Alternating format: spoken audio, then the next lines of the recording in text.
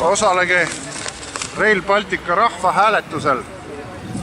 Seda saab teha veebilehel erekond.ee.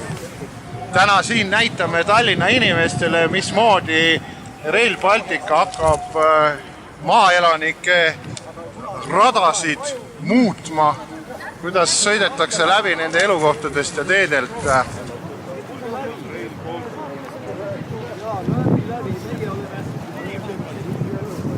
Tule kindlasti osale ja avalda oma arvamus, seal on mitmeid võimalusi seda teha. Meil ei ole vaja uut Saaremaa süvasadamat, mis läks nagu läks.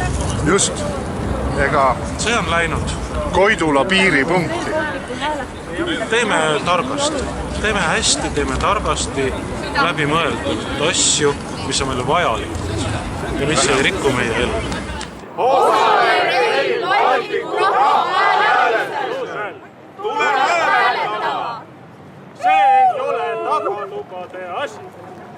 Otsedemokraatia.